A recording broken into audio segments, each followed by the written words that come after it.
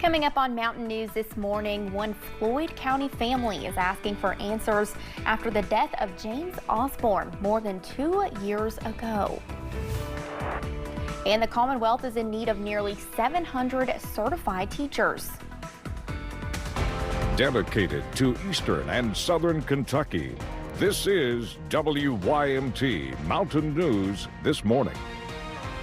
Welcome to Mountain News this morning. I'm McKinley Calandrino, live on air with you this Monday, March 9th. The time is now 6:30.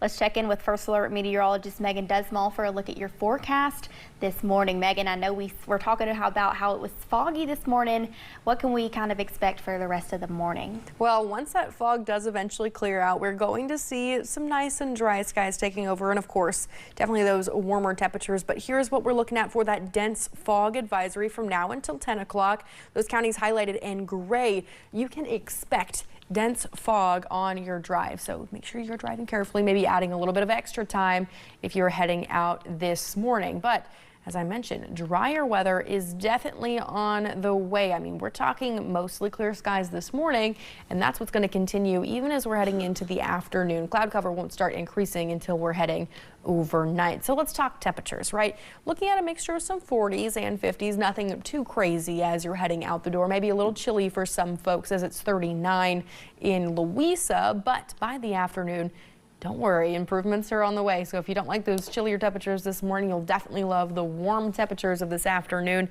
mid to upper 70s in the forecast. And due to daylight savings, you'll see the warmer temperatures just an hour later, about that 4 o'clock, 5 o'clock mark for today. McKinley. Thank you, Megan. U.S. Central Command says that a 7th U.S. service member has been killed in the war with Iran. A statement on X reads, last night a U.S. service member passed away from injuries received during the Iranian regime's initial attacks across the Middle East. The service member was seriously wounded at the scene of an attack on U.S. troops in Saudi Arabia on March 1st. This is the 7th service member killed in action during Operation Epic Fury, and more major combats are continuing. The identity of the fallen soldier will be withheld until 24 hours after next of kin is notified. A somber ceremony on Saturday as the bodies of those 6 U.S. service members killed in Kuwait were returned to the United States.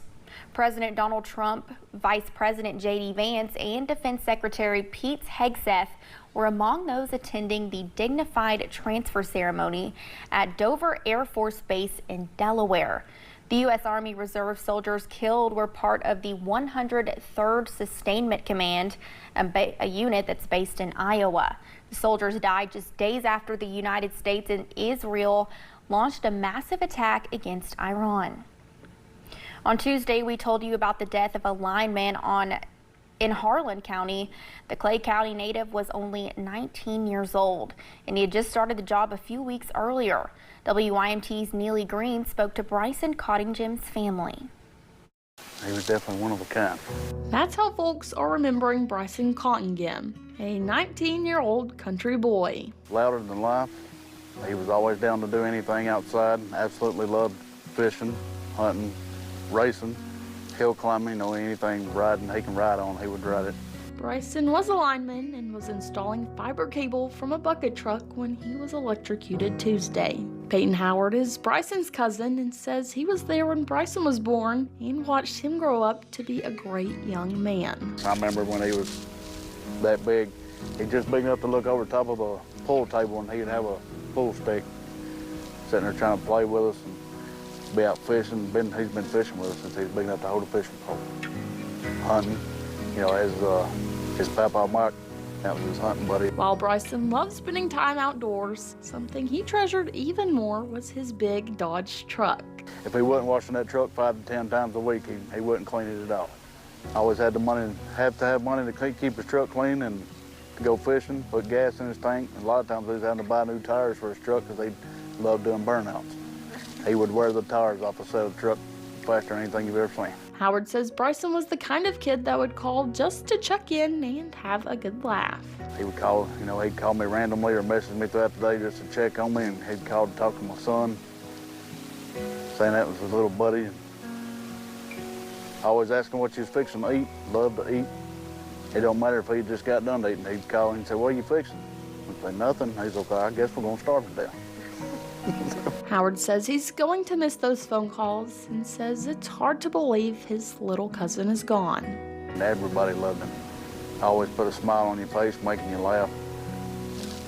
I don't know, it's hard to see somebody like that gone that young, you know. His birthday's coming up next month. He would have been 20-year-old. In Clay County, Neely Green, WYMT Mountain News.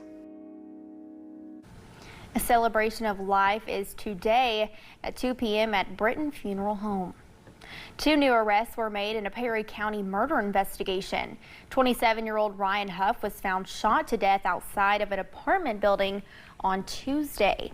Danny Blue Asher was arrested last week and charged with murder. 49-year-old Brian Smith of Hazard was also charged with murder.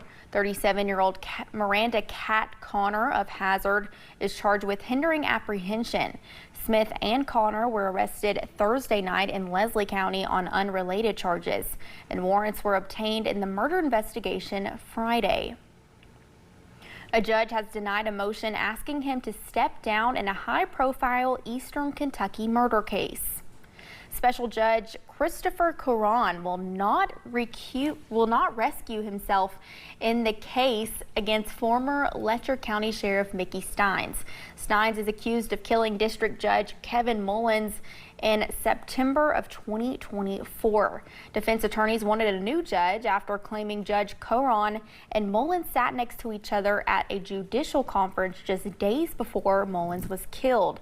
It is not known if Steins' attorney will appeal.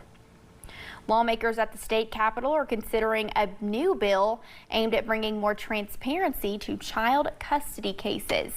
House Bill 914 would require social workers to wear body cameras to record interviews with children. Representative Josh Calloway says there's been concerns raised that more is needed to document evidence, especially in custody cases. Like removing custody of a child from a parent, that's one of the most serious things that is done in our society. And so we just want to make sure that we have everything covered. The bill would also require the Health Cabinet to submit an annual report to the Legislative Research Commission on the number of children removed from homes and the average caseload. There's no word on when the bill will be heard in the committee. Legislation to modernize the Public Service Commission has passed the Senate. Senator Brandon Smith says a floor amendment addresses concerns about making sure ratepayers have a voice, but sets expectations to prevent bad actors from delaying needed projects. The legislation expands the PSC from 3 members to 5, among other things. The bill now moves to the House for consideration. The Commonwealth is in need of nearly 700 certified teachers, according to a 2025 survey by the Kentucky Department of Education. Eastern Kentucky University is working to fill those spots by holding a teacher recruitment fair. Districts say in addition to certified teaching positions, they are also in need of bus drivers, custodians, and teachers' aides. We are really working to address that shortage, from all the way, from Pikeville to Paducah. Positions like math and science still continue to be a critically shortage area. This semester, EKU says they have over 100 initial certification candidates ready to enter the workforce as districts across the Commonwealth continue to fill the gap. A Senate amendment aiming to make changes to Dolly Parton's Imagination Library program has been withdrawn. The program provides children free age-appropriate books every month from birth to age 5. Senate Joint Resolution 54 would expand enrollment in the program across Kentucky, including in the foster care system. Senator Michael Nemes filed an amendment to that resolution, which would strip state funding to the program. Friday morning on the Senate floor, he withdrew the proposed amendment. Kentucky State Police are reminding you to be aware of scams. They say Kentuckians lose $74 million every year due to scams, and that 70% of those scams happen online. That's an estimate.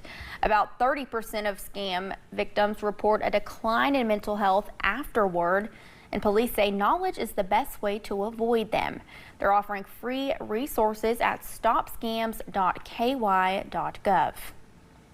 One Floyd County family is asking for answers after the death of James Osborne more than 2 years ago.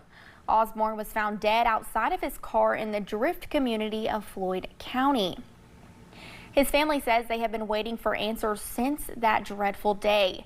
The investigation has been ongoing, but Osborne's daughter says investigators with Kentucky State Police are waiting for evidence to be tested in the state forensic lab. And they encourage anyone with details about the crime to come forward. So if we had more people and more funding, I feel that, our evidence from my dad's case would be processed and be solved by now. And it's the same way with other homicides and other victims who are suffering from crime.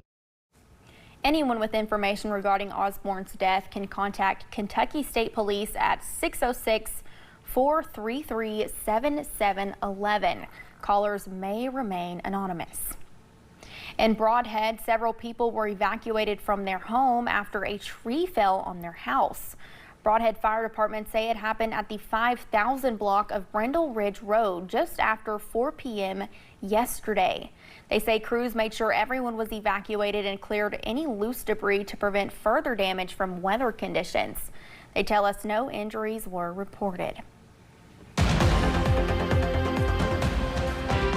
We're dealing with some pleasant temperatures as you're heading out the door on this Monday. Mixture of some 40s and some 50s. Maybe a light jacket is necessary to start off your day, but by the afternoon, definitely not going to need a jacket or a coat as we skyrocket into the 70s, mainly the mid to upper 70s too. Definitely going to be a pleasant day with mostly sunny skies to partly cloudy skies in that forecast. Definitely go out and enjoy it because we are going to watch rain chances for your Tuesday and Wednesday. So keep that in mind. But here's what you need to know as you're heading off to the bus stop. Again, looking at some mixtures of 40s and 50s off to school, and of course those foggy skies for some. But by the time you're heading home, plenty of sunshine. Temperatures will be in a mixture of the 70s. McKinley. All right. Thank you, Megan. Thank you for joining us. The time is now 6:41. Still to come on Mountain News this morning. After breaking up with spring break, Miami Beach is loosening up their restrictions. We have more on what this means for visitors.